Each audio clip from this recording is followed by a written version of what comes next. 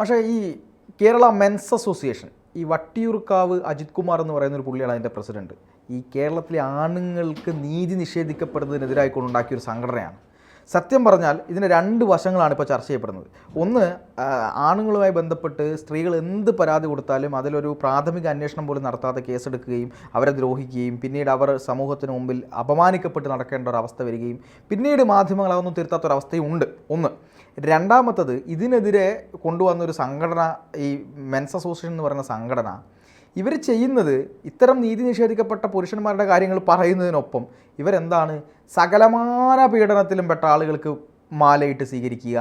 ഈ ഇപ്പം ഒരു ബസ്സിൽ ഒരു പെൺകുട്ടിക്ക് നേരെ ലൈംഗിക അധിക്ഷേപം നടത്തിയ, അധിക്ഷേപമല്ല, ലൈംഗിക പ്രദർശനവും അബ്യൂസും കാണിച്ച ഒരാൾക്കെതിരായി കൊണ്ട് വലിയ രീതിയിൽ ഇവർ പോയിട്ട് മാലയിട്ട് സ്വീകരിച്ചു. എല്ലാവരെയും ഇവർ മാലയിട്ട് സ്വീകരിക്കുന്നു. സ്ത്രീകളെ മൊത്തം കുറ്റം പറയുന്നു. ഒരു അൾട്രാ ഫെമിനിസത്തിൻ്റെ നേരെ ഒരു മെയിൽ വേർഷൻ നടക്കുകയാണ്. ഇതുകൊണ്ട് എന്തെങ്കിലും ഗുണമുണ്ടോ കേരളത്തിൽ? അല്ല, മെയിൽ ഷോവിനിസം എന്ന് പറയുന്നത് നമ്മളുടെ സമൂഹത്തിൽ അതിശക്തമായിട്ട് എതിർക്കപ്പെടേണ്ടതായിട്ടുള്ള ഒരു മാനസിക പ്രശ്നമാണ്. കാരണം ഇതൊരു മാനസിക രോഗമാണ് ശരിക്കും പറഞ്ഞാൽ. ആണുങ്ങളുടെ ആണത്വം പ്രദർശിപ്പിക്കാനും പ്രകടമാക്കാനും അത് പെണ്ണുങ്ങളുടെ മേൽ കുതിര കയറുന്നതിനുള്ള ഉപാധിയാക്കി മാറ്റുകയും അവരെ പീഡിപ്പിക്കുകയും മറ്റെല്ലാ തരത്തിലുള്ള വൃത്തികേടുകളിലേക്കും കൊണ്ടുപോകുന്നതിന് സഹായകരമായിട്ടുള്ള രീതിയിലുള്ളൊരു മാനസിക അവസ്ഥയാണ് ശരിക്കും. അത് അംഗീകരിക്കാൻ പാടില്ല എന്നുള്ളതാണ്. അതേ സമയത്ത് തന്നെ സ്ത്രീകളും എന്ത് ചെയ്യുന്നുണ്ട്, പലരും തങ്ങൾക്ക് ലഭിച്ചിരിക്കുന്ന പ്രത്യേക പ്രിവിലേജുകൾ, പ്രത്യേക അവകാശം എന്ന് നമുക്ക് പറയാം. അതായത് ഒരു പരാതി ഒരു പുരുഷനെതിരെ കൊടുത്തു കഴിഞ്ഞിട്ടുണ്ടെങ്കിൽ ആ പുരുഷനെ അപ്പം തന്നെ പോലീസ് പിടിച്ച് ജയിലിലിടുന്നൊരു സ്ഥിതി. അപ്പോൾ സ്ത്രീകൾ ഇത് ചില പുരുഷന്മാരെ ഉപദ്രവിക്കുന്നതിനുള്ള ഉപാധിയായിട്ട് കണ്ടെത്തി കഴിഞ്ഞാൽ അത് തിരിച്ചറിയേണ്ടതാണ് കോടതി. ആ തിരിച്ചറിവ് ആവശ്യമാണ്. കാരണം ഇതൊരു ബാലൻസിങ് പ്രോസസ്സാണ്. മോശമായിട്ടുള്ള ആളുകൾ അവരെ കണ്ടെത്തി അവരെ തിരുത്തുകയും അങ്ങനെ തിരുത്താൻ തയ്യാറുള്ളവരെ ശിക്ഷിക്കുകയും ചെയ്യുന്ന ഒരു സംവിധാനമാണ് യഥാർത്ഥത്തിൽ കോടതിയുടെ മുന്നിലുള്ളത്. കാലങ്ങളായിട്ട് നമ്മുടെ സമൂഹത്തിൽ നിലനിൽക്കുന്ന പുരുഷാധിപത്യം അതൊരു പാട്രിയാർക്കിയുടെ തുടർച്ചയാണ് ശരിക്കും പറഞ്ഞാൽ.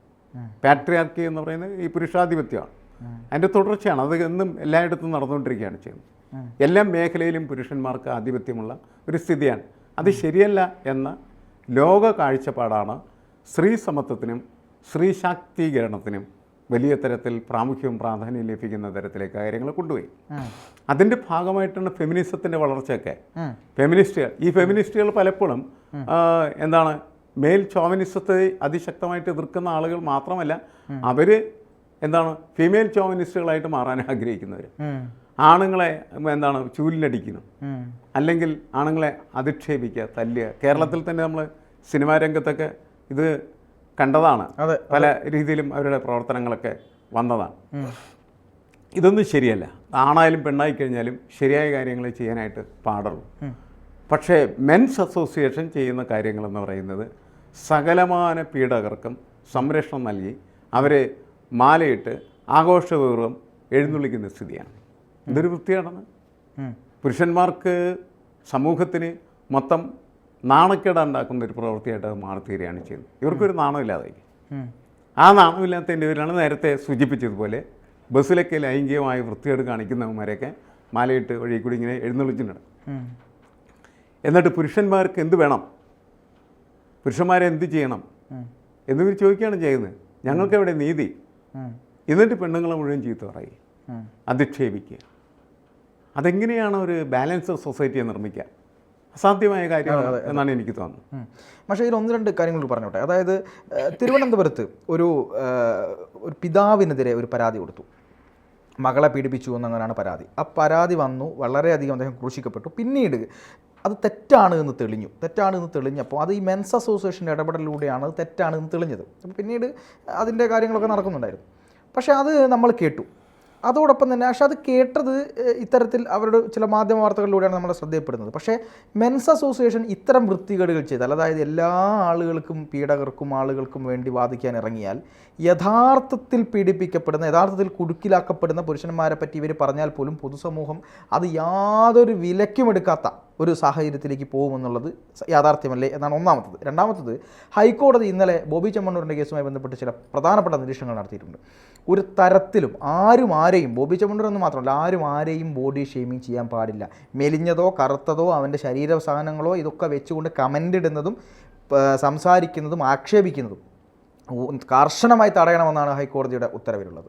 അപ്പോൾ ഈ മെൻസ് അസോസിയേഷൻ പലപ്പോഴും ഇത്തരത്തിൽ ചർച്ചയിലൊക്കെ കയറിയിരുന്ന് സ്ത്രീകളോട് എന്തെങ്കിലുമൊക്കെ ഇങ്ങനെ പറയുക, പരസ്പരം തമ്മിലടിക്കുക, പരസ്പരം സ്ത്രീകളും പുരുഷന്മാരും തമ്മിൽ അങ്ങേയറ്റം മോശമായ രീതിയിൽ ഉള്ള കാര്യങ്ങളൊക്കെ ഈ കണ്ടുവരുന്നുണ്ട്. അപ്പോൾ ഇതും കൂടെ തടയപ്പെടേണ്ടതല്ലേ? അല്ല, ഇതെല്ലാം പരിശോധനയ്ക്ക് വിധേയമാക്കേണ്ടതാണ്. കാരണം നമ്മൾ എന്തിനാണ് നമ്മളിപ്പോൾ ഈ ചർച്ചകളിലൊക്കെ തന്നെ പങ്കെടുക്കുന്നത്?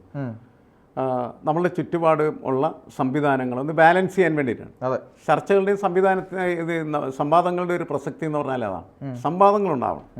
അപ്പോൾ ഒരു കാര്യം ശരിയാണോ തെറ്റാണോ എന്നതിൻ്റെ വിവിധ വശങ്ങളാണ് അതിനകത്ത് പരിശോധിക്കേണ്ടത്. അതിന് പകരമായിട്ട് ഇവിടെ സംഭവിച്ചുകൊണ്ടിരിക്കുന്നതെന്ന് വെച്ചാൽ അട്ടഹാസങ്ങൾ വരികയാണ് ചെയ്യുന്നത്. സ്ത്രീകൾക്കെതിരെ പുരുഷന്മാർ ഉറഞ്ഞു തുള്ളുന്നു, അതേപോലെ പുരുഷന്മാർക്കെതിരെ സ്ത്രീകൾ എന്താണ് അതിശക്തമായിട്ടും ഘോരമായിട്ടും പ്രക്ഷോഭങ്ങൾ ഉണ്ടാക്കാനായിട്ട് ശ്രമിക്കുന്നു. അതല്ല ശരിയായിട്ടുള്ള സമീപനം. പുരുഷനും സ്ത്രീയും എന്ന് പറയുന്നത് നമ്മുടെ സാമൂഹ്യ ജീവിതത്തിൻ്റെയും കുടുംബജീവിതത്തിൻ്റെയും ഭാഗമാണ്. പുരുഷന് പുരുഷൻ്റേതായിട്ടുള്ള അന്തസ്സും സ്ത്രീക്ക് സ്ത്രീയുടേതായിട്ടുള്ള അന്തസ്സും ഉണ്ട്. ഈ അന്തസ്സുകളൊക്കെ എന്ത് ചെയ്യണം? പരിപാലിക്കപ്പെടണം. അങ്ങനെയാണ് കുടുംബം എന്ന് പറയുന്നത് മഹത്തായിട്ടുള്ള ഒരു സംവിധാനമായിട്ട് മാറിത്തീരുന്നത്. അച്ഛനും അമ്മയും അല്ലെങ്കിൽ സ്ത്രീയും പുരുഷനും, ഭർത്താവായിട്ടുള്ള പുരുഷനും ഭാര്യയായിട്ടുള്ള സ്ത്രീയുമൊക്കെ പരസ്പരം സഹകരിക്കുകയും ബഹുമാനിക്കുകയും ചെയ്യുന്ന ഒരു ക്യാരക്ടർ, അതിൻ്റെ ഒരു പ്രതീകം, അത് കുടുംബത്തിൽ പ്രദർശിപ്പിക്കപ്പെട്ടാൽ മാത്രമാണ് ആ കുടുംബത്തിൽ വളർന്നു വരുന്നതായിട്ടുള്ള കുട്ടികളും അത് പിന്തുടരുകയുള്ളൂ. അതല്ല, ഇപ്പം നമുക്കറിയാം പല കുടുംബങ്ങളും പുരുഷന്മാർ കുടിച്ച് പൂസായി വന്ന് സ്ത്രീകളെ അവരുടെ തലമുടി കുത്തിപ്പിടിച്ച് മുതുകിനിട്ടിച്ച് പുറത്തേക്കൊക്കെ വലിച്ചെറിയുന്ന കാഴ്ചകൾ പല സ്ഥലത്തുണ്ട്. അതൊക്കെ കാണുന്ന കുട്ടികളുണ്ട്. ആ കുട്ടികൾ അത് കണ്ടിട്ടാണ് മനുഷ്യ ജീവിതത്തെയും കുടുംബജീവിതത്തെയും വിലയിരുത്തുന്നത്. ഇങ്ങനെയുള്ള പല വീടുകളിൽ നിന്ന് വളർന്നു വരുന്നതായിട്ടുള്ള പെൺകുട്ടികൾ കല്യാണം കഴിക്കാൻ പോലും തയ്യാറില്ല. കാരണം കല്യാണം കഴിച്ചാൽ തൻ്റെ അമ്മയുടെ അനുഭവമായിരിക്കും തനിക്കുണ്ടാകാൻ പോകുന്നത് എന്ന് കരുതിയിട്ടാണ് അവർ തയ്യാറാവാതെ പോകുന്നത്. അതുപോലെ തന്നെ അവിടെ വളർന്നു വരുന്നതായിട്ടുള്ള ആൺകുട്ടികളെന്ന് പറയുന്നത് സ്ത്രീകളെ ഇടിച്ച് ഉപദ്രവിക്കേണ്ടതാണ് എന്ന് കരുതി സ്ത്രീ എന്ന് പറയുന്നത് ആണുങ്ങളുടെ ഇടി ഉപകരണമാണ് എന്ന് കരുതപ്പെടുകയും ചെയ്യുന്ന സ്ഥിതിയിലേക്ക് വരും. ഇത് വളരെ മോശമായിട്ടുള്ള പാഠമാണ് നൽകുന്നത്. തീർച്ചയായും. അപ്പോൾ ആ ഒരു കാര്യം പരിഗണിക്കാതെ മെൻസ് അസോസിയേഷൻ ആയിക്കഴിഞ്ഞാലും വിമൻസ് അസോസിയേഷൻ ആയിക്കഴിഞ്ഞാലും എല്ലായിടത്തും നമ്മളിങ്ങനെ കാണും. ഇവരൊന്നും അങ്ങനെ പെരുമാറാനും പ്രവർത്തിക്കാനും പാടില്ല എന്നുള്ളതാണ് അവർ അസോസിയേഷൻ ഉണ്ടാക്കുന്നത്. ഈ രണ്ടിൻ്റെയും എക്സ്ട്രീം ലെവലാണ് ഇവർ. അതെ, രണ്ടും എക്സ്ട്രീം ലെവലാണ്. നമുക്ക് വേണ്ടത് ഒരു മിഡിൽ ലെവൽ സഹകരണമാണ്. ശരിക്കും പറഞ്ഞു പരസ്പര ബഹുമാനമാണ്. ഇപ്പോൾ വ്യക്തികളാണ് എന്ന് കണ്ടെത്തി വ്യക്തികളുടെ വ്യക്തിത്വത്തെ, അവരുടെ ഐഡൻറ്റിറ്റിയെ അംഗീകരിക്കാനായിട്ട് തയ്യാറാവുന്ന തരത്തിൽ ഇവർ മാറിയാൽ അത് പൊതുവെ നമുക്ക് നല്ലതാണ്. മെൻസ് അസോസിയേഷൻ്റെ ജോലി അതാണെങ്കിൽ നമുക്ക് നല്ലതാണ്. അല്ലെങ്കിൽ നമുക്കതിനൊന്നും അംഗീകരിക്കാനായിട്ട് പറ്റില്ല എന്നുള്ളതാണ് ഇവർ ചെയ്തുകൊണ്ട്. ഇത് എക്സ്ട്രീം കേസിലേക്ക് പോകുന്നത് എങ്ങനെയാണെന്ന് വെച്ചാൽ സ്ത്രീകൾക്ക് നേരെ വലിയ പീഡനങ്ങൾ ഉണ്ടാവുകയും അവരെ സംരക്ഷിക്കാനായിട്ടുള്ള സംവിധാനം ഇല്ലാതെ വരികയും ചെയ്തപ്പോൾ പൊതുസമൂഹത്തിൻ്റെ മുറവിളിയാണ് കോടതിയെ കൊണ്ട് കുറച്ച് സ്ത്രീക്ക് ലീനിയൻ്റ് ആയിട്ടുള്ള രീതിയിലുള്ള നടപടികൾ എടുക്കാനായിട്ടുള്ള പ്രേരണ ഉണ്ടാക്കിയത്. അങ്ങനെ സ്ത്രീകൾക്ക് ഒരു പ്രിവിലേജ് ഉണ്ടായി. ആ പ്രിവിലേജ് സ്ത്രീകൾ ഒരു പരാതി കൊടുത്താൽ ഉടനെ ആ പരാതിയിൽ വിശദമായിട്ടുള്ള അന്വേഷണങ്ങളൊന്നും നടത്താതെ തന്നെ പുരുഷനാണ് അയാളെ പിടിച്ച് അകത്തിടും, ജയിലിടും. നേരത്തെ പറഞ്ഞ പോലെ അയാൾ തെറ്റ് ചെയ്തില്ലെങ്കിലും അയാൾ പീഡിപ്പിക്കപ്പെടുകയും അതേപോലെ തന്നെ അയാളുടെ അതേവരെ ഉണ്ടായിരുന്ന ഇമേജ് മുഴുവൻ തകർത്ത് തരിപ്പണമാക്കുക. ഇത് ഇടയ്ക്കൊക്കെ സംഭവിക്കുന്നുണ്ട്. ആ ഇടയ്ക്കൊക്കെ സംഭവിക്കുന്ന ഇതൊരു അത്യാഹിതമാണ് ശരിക്കും പറഞ്ഞാൽ ഈ പ്രിവിലേജ് നൽകപ്പെടുന്നതിൻ്റെ ഫലമായിട്ട്. അങ്ങനെ അത്യാഹിതങ്ങളിലേക്ക് അത് പോകാതിരിക്കാൻ ആവശ്യമായിട്ടുള്ള കരുതലെന്ന് പറയുന്നത് പോലീസിൻ്റെ ഭാഗത്തുനിന്നും നിയമ സംവിധാനത്തിൻ്റെ ഭാഗത്തുനിന്നും ഉണ്ടാവണം. അങ്ങനെ ഉണ്ടായിക്കഴിഞ്ഞാൽ പിന്നെ ഇങ്ങനത്തെ ഒരു പരാതിക്ക് പ്രസക്തി ഉണ്ടാവില്ല. പീഡകരായിട്ടുള്ള ആളുകളോ പോക്രിത്തരം കാണിക്കുന്ന ആളുകളോ മാത്രം എന്ത് ചെയ്യും? കോടതിയിൽ ശിക്ഷിക്കപ്പെടുന്ന ഒരു സാഹചര്യം വരും. അല്ലെങ്കിൽ കോടതിയുടെ പോലീസിൻ്റെ പിടിയിൽ വരുന്ന ഒരു സ്ഥിതി ഉണ്ടാവും. അത് ആ രീതിയിലാണ് പോകേണ്ടത്.